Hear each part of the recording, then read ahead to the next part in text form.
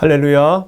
오늘도 온라인 속회를 통해서 함께 예배드리는 모든 분들에게 하나님의 은혜와 사랑이 넘치시기를 먼저 주님의 이름으로 간절히 축원합니다. 기도하겠습니다. 사랑과 은혜가 풍성하신 전능하신 하나님 아버지, 지난 한 주간도 주님의 날개 그늘 아래 보호해 주셨다가 오늘 속회 예배로 하나님 앞에 영광 돌릴 수 있도록 은혜 베풀어 주셨사오니 감사드립니다. 속회 예배를 드리면서 넘어질까 두려워하고 자책하는 세상을 살아가는 연약한 저희들에게 지성소의 은혜를 폭포수처럼 부어 주시옵소서. 강력한 주님의 평안을 누리는 소망의 진원지가 되는 속회 시간 될 수 있도록 역사해 주시옵소서. 오늘도 말씀의 은혜 앞에 저희들 마음을 새롭게 함으로 변화받게 하여 주시고 하나님의 사람으로 살아가는데 부족함이 없도록 저희 몸과 마음과 생각과 뜻을 주장하시고 오직 하나님 자녀다운 삶을 살아낼 수 있도록 은혜 베풀어 주시옵소서. 속회를 통해서 하나님 만나고자 하는 모든 이들에게 풍성한 은혜를 베풀어 주시는 예수님의 이름으로 감사하며 간절히 기도드리옵나이다. 아멘. 찬송가 428장 함께 찬양 부르시겠습니다.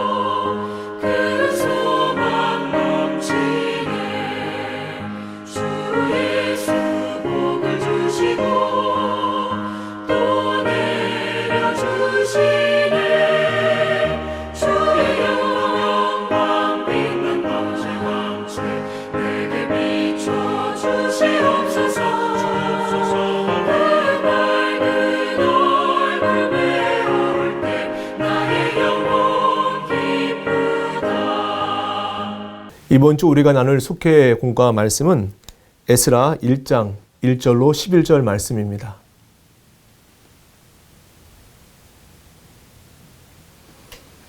이번 주 속회 공과는 19가 바사왕 고레스의 마음을 감동시키심에 라는 말씀으로 함께 은혜를 나누고자 합니다. 에스라서의 말씀은 바벨론에서 70년간 포로 생활을 한 이스라엘 백성들이 다시 예루살렘으로 돌아와 하나님의 성전을 건축하는 내용을 담고 있습니다. 하나님께 범죄하여 나라가 멸망하고 포로 생활을 했던 이스라엘 백성들이 이제 다시 되돌아온 땅에는 아무것도 남지 않았고 아픔과 그저 상처뿐이었습니다. 그러나 하나님은 이스라엘 백성들을 위로하여 주시고 치유하여 주시며 다시 일으키시고 회복시켜 주셨습니다.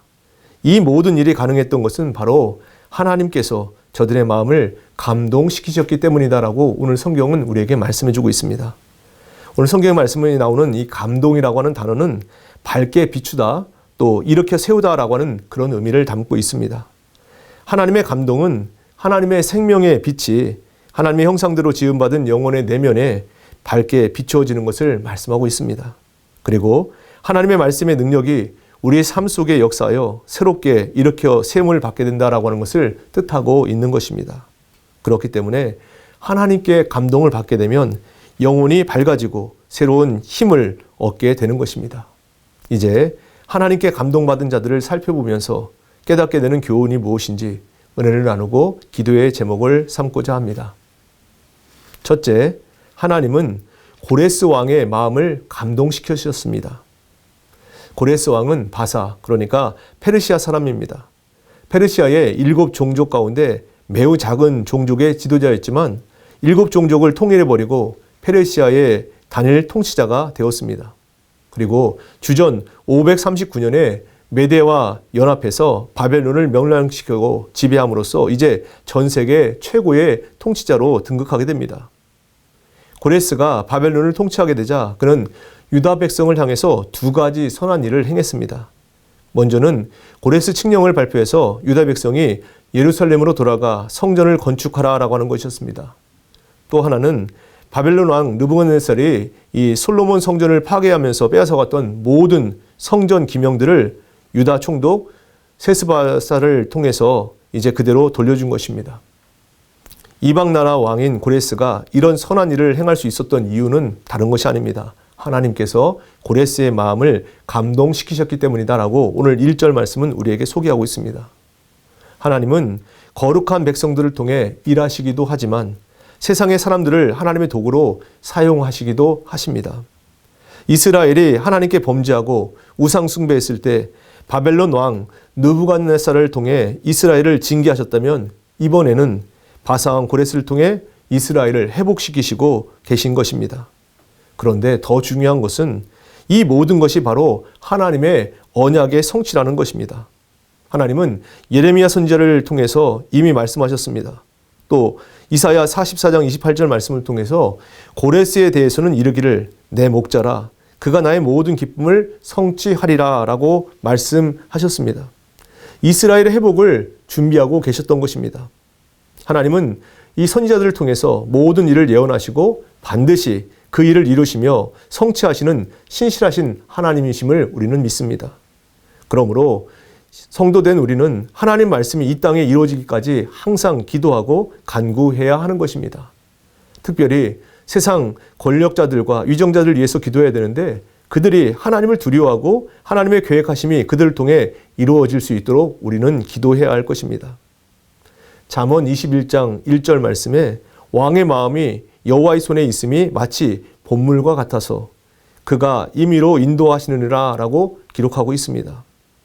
우리는 사람의 마음을 움직이지 못합니다. 그러나 하나님은 움직이실 수 있습니다. 그러므로 우리가 하나님의 통치와 주권을 믿으며 기도할 때 세상의 권력자들은 깨닫게 될 것이고 하나님의 감동하심이 그들 마음 가운데 임하여 하나님의 역사를 온전히 이루어가게 될 줄 믿습니다.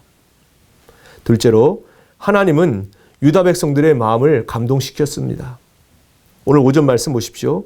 이에 유다와 베냐민 족장들과 제사장들과 레위 사람들과 그 마음이 하나님께 감동을 받고 올라가서 예루살렘에 여호와의 성전을 건축하고자 하는 자가 다 일어나니라고 설명합니다. 그러자 유다 백성 약 5만 명이 예루살렘으로 돌아왔습니다. 그들은 바벨론에서 태어난 사람입니다. 그곳에서 교육받은 사람들입니다. 그곳에서 생계를 유지하고 있는 사람들입니다. 70년을 살아온 유다 백성들, 삶의 모든 터전을 버리고 예루살렘으로 돌아오기를 결정하는 것은 사실 현실적으로 쉽지 않은 것입니다. 그러나 하나님은 저들의 마음을 감동시키셨고 유다 백성들은 하나님께 감동을 받게 됩니다. 그리고 그 하나님의 감동은 바로 진실한 믿음의 고백과 함께 행동의 실천을 가져다 준 것입니다. 유다와 베냐민 족장들과 제사장들과 레위 사람들이라고 했던 이 5절 말씀에 나오는 사람들, 하나님께서 약속하신 대로 이스라엘을 영화롭게 하시겠다라는 말씀을 굳게 믿고 있는 사람들입니다. 이스라엘 공동체를 반드시 회복시키신다라고 하는 소망을 잃지 않았던 사람들이었습니다. 이들은 나라가 없어진 절망 가운데서도 하나님께 소망을 두고 있었고 약속하신 말씀이 이루어질 것을 기다리며 살았던 사람들이 바로 그들이었습니다. 하나님께서는 자신에게 소망을 두는 자들에게 성령을 주시고 감동시키시고 하나님의 역사를 이루어가는 사람들로 사용하셨던 것입니다. 시편 121편 1절과 2절 말씀입니다. 내가 산을 향하여 눈을 들리라. 나의 도움이 어디서 올까? 나의 도움은 천지를 지으신 여호와께서로다 라고 말씀하십니다. 우리의 시선 오직 창조주 하나님께 향하고 우리 하나님께 소망을 두면 하나님은 이루시고 거룩한 역사를 우리에게 허락하시고 우리는 그 역사를 보게 될 줄 믿습니다. 하나님은 하나님께 소망을 두는 자를 절대로 포기하지 않으십니다. 반드시 하나님의 빛을 그 삶 가운데 비춰줌을 믿으시면서 이번 한 주간도 소망을 주님께 두는 자, 시선을 주님께 향하는 자, 그런 복된 성도의 삶을 살아낼 수 있기를 간절히 원합니다. 끝으로 하나님은 바벨론 사람들의 마음도 감동시키셨습니다. 하나님은 이방 불신자인 바벨론 사람들의 마음도 감동시키십니다. 오늘 본문 4절을 보십시오. 그 남아있는 백성이 어느 곳에 머물러 살든지 그곳 사람들이 마땅히 은과 금과 그 밖의 물건과 짐승으로 도와주고 그 외에도 예루살렘에 세울 하나님의 성전을 위하여 예물을 기쁘게 드릴지니라 라고 기록되어 있습니다. 바벨론 사람들은 고향으로 돌아가는 유다 백성들에게 은과 금과 예물을 주어서 돌아가서 이제 예루살렘 성전을 건축할 수 있도록 하라라고 하는 것입니다. 아무리 왕의 명령이라도 백성들의 마음에 감동이 없으면 소용없는 일입니다. 그러나 오늘 6절을 보십시오.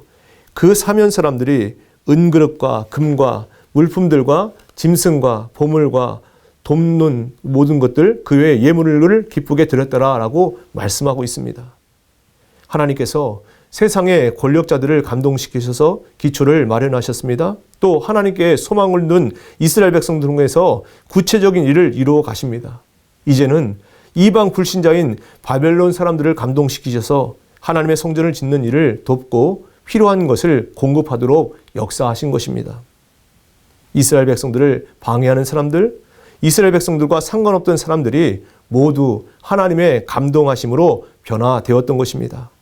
이들의 변화는 이스라엘에게는 큰 위로가 됩니다. 이스라엘 백성들에게 예루살렘으로의 귀환과 성전의 건축은 단순히 포로에서 해방되는 것을 넘어서 영적인 회복도 포함하고 있는 것입니다. 하나님의 성전이 재건된다는 것은 그곳에서 하나님께 드릴 예배 회복을 의미하는 것입니다.